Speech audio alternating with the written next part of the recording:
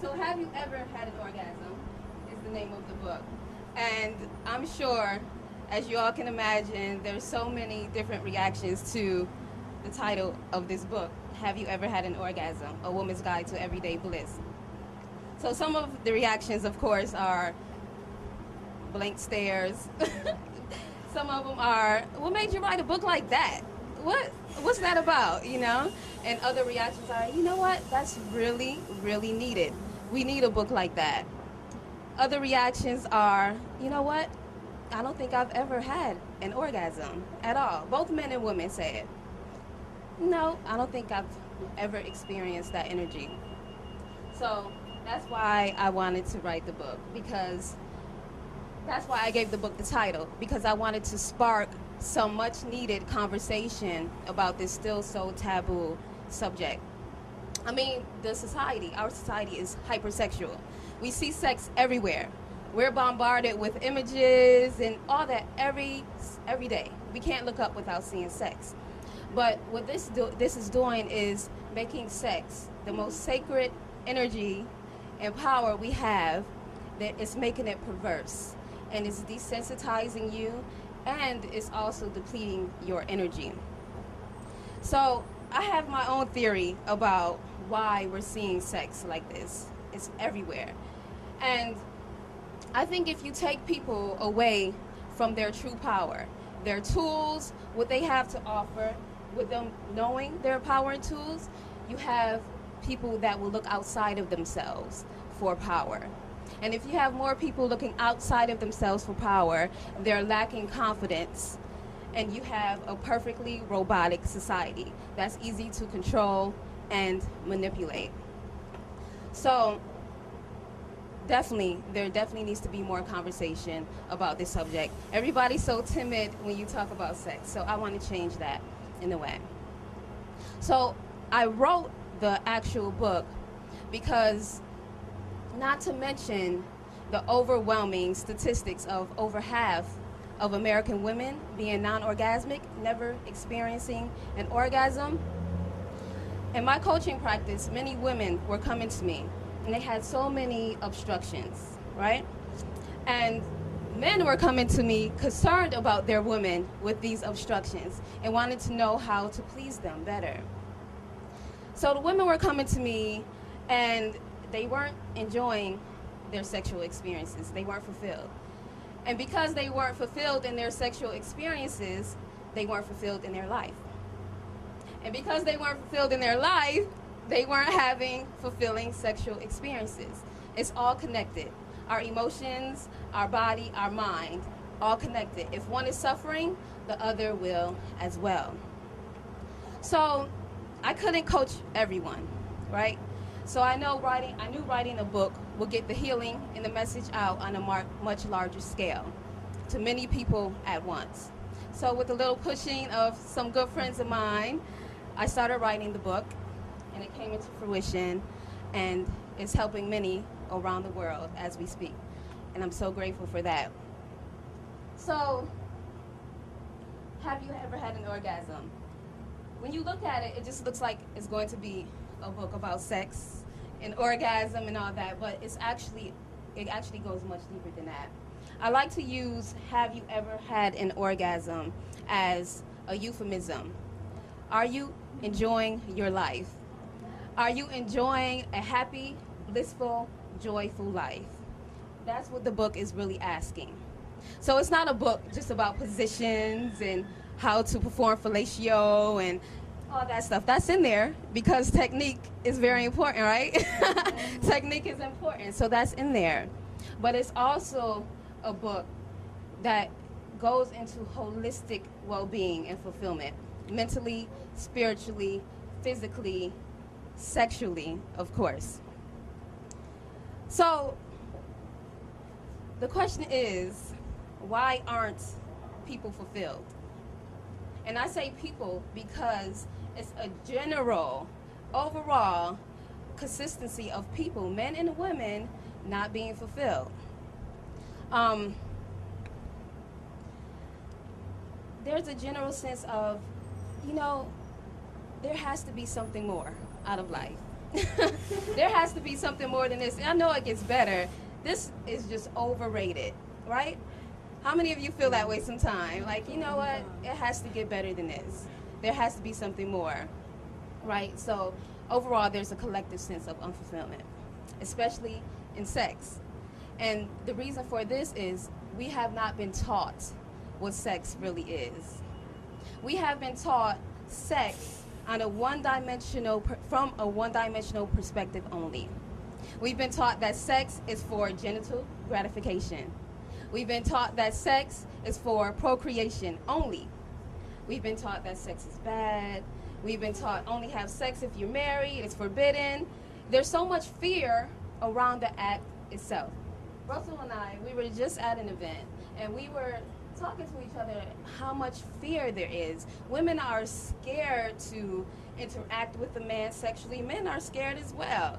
So there's a lot of fear. So everyone's tense, and no one's letting go and opening themselves and flowing.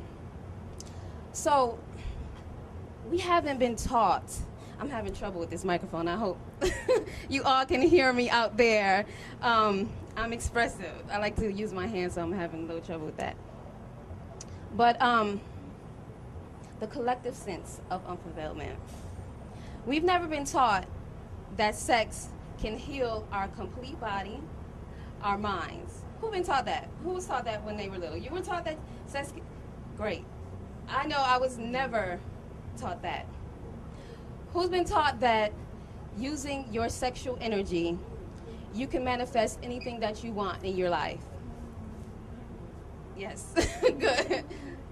I've never been taught that. Never. I didn't have, people didn't have conversations with me about sex. It was something, I overheard the adults talking about.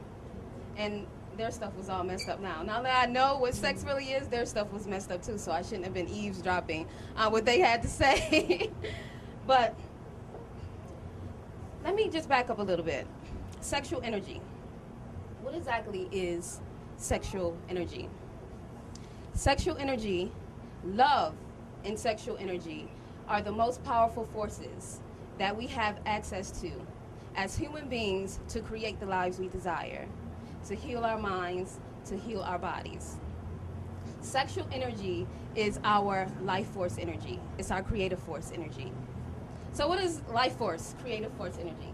I know that sounds like some spiritual mumbo jumbo, a little new age-ish, right? But your life force energy is simple. It's the reason I'm standing up here. It's the reason you're here, not just here at Black and Nobel, but here on this earth. It's the same energy that I'm using to stand here and speak to you. It's the same energy you're using to sit there and listen to me and share your energy with me quietly. Sexual energy is the same energy you use to get up and go, to start that new project, to finish that new project. It's the same energy you use to love your mate. It's the same energy you use to love your children. There's no difference. We're sexual beings. This is our driving force, right? So, sexual energy, for a second, can heal our bodies. We're so used to just thinking about this energy from a lower base level. That sexual energy when you feel aroused and you just want to get some, you're feeling it. If we are able to focus that energy somewhere else, then we can experience all the benefits it has for healing ourselves. So, hi. Hello. I just want to show y'all something real quick. So, are you attracted to me? I am attracted to you. Yeah? You like my body? Is that a question? Yeah. Yes, I am very much attracted to your body. So, when I get closer to you, are you feeling a little excited? Yes, I am. You feeling excited? So what if I get closer?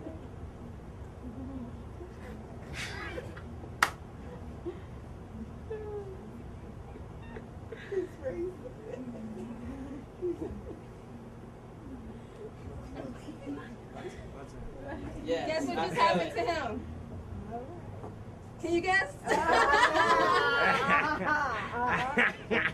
While you're talking, yeah.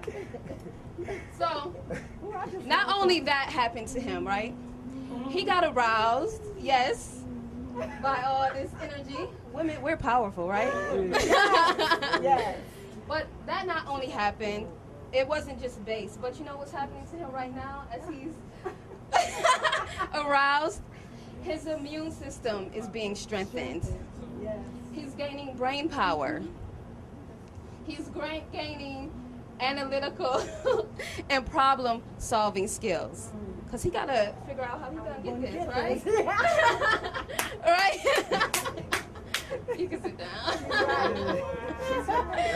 Right?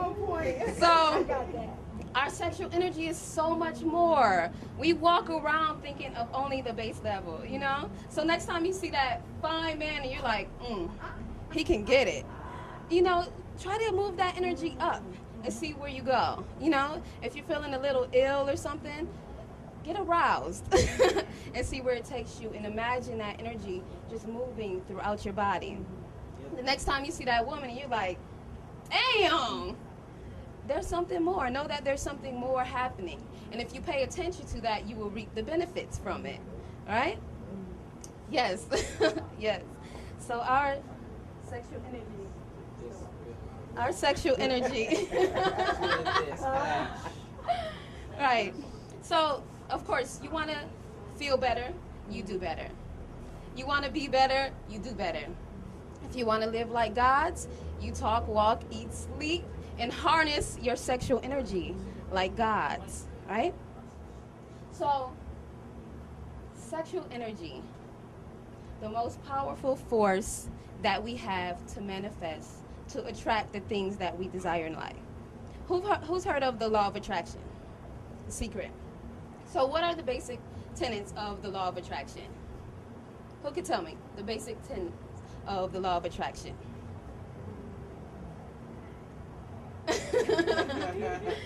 Think it, and it shall be so.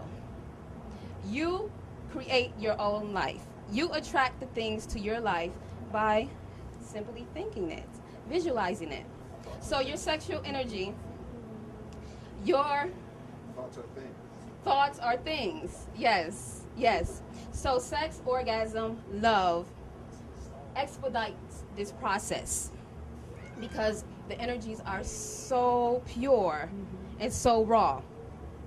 So in my book, here I say, you know, there's this guy named Napoleon Hill.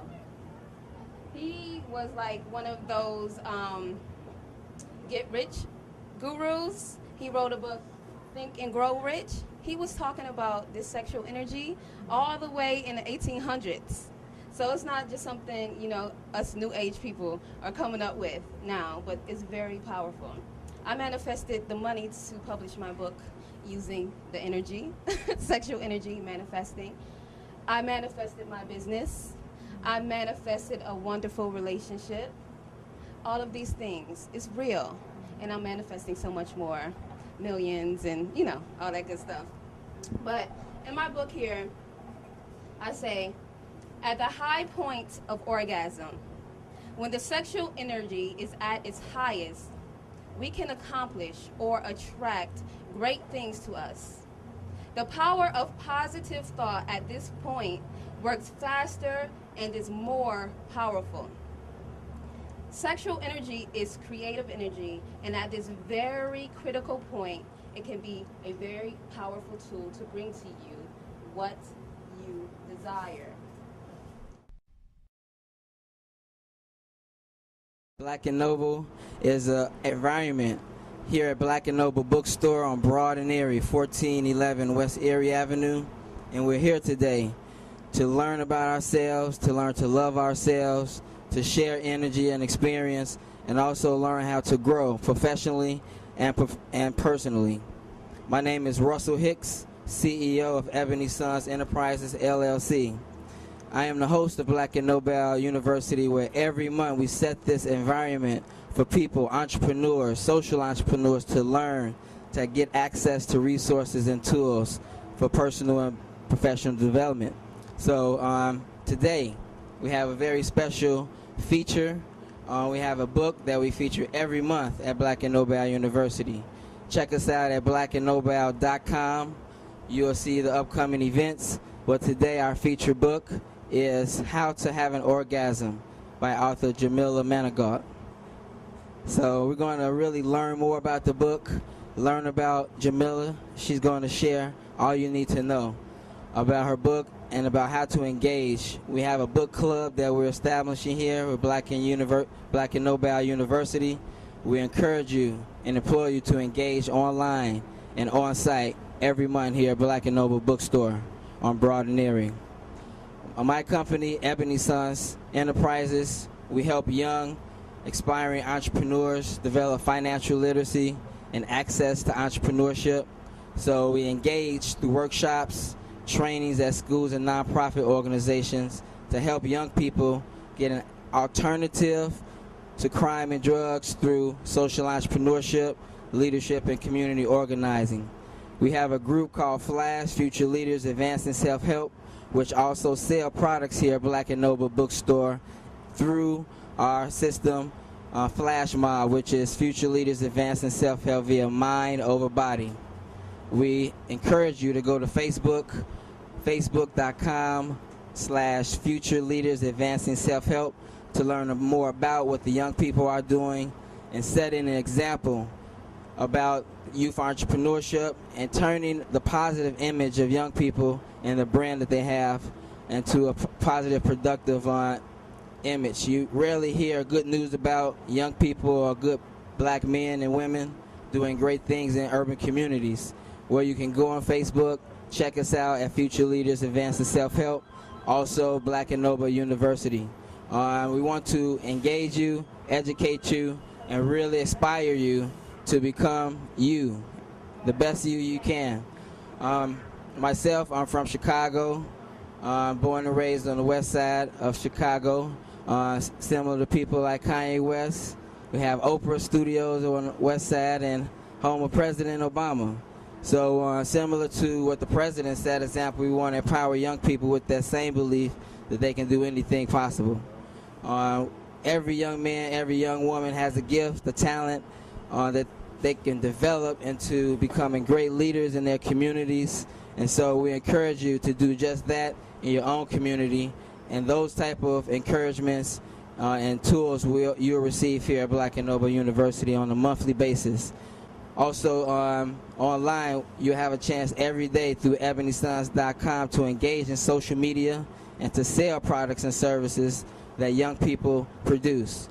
So not only we want to educate people about entrepreneurship and giving them the belief that they can make something out of nothing, and really belief is really the most powerful thing in the world you can have. And once young people know that, they will take that energy and lead the world.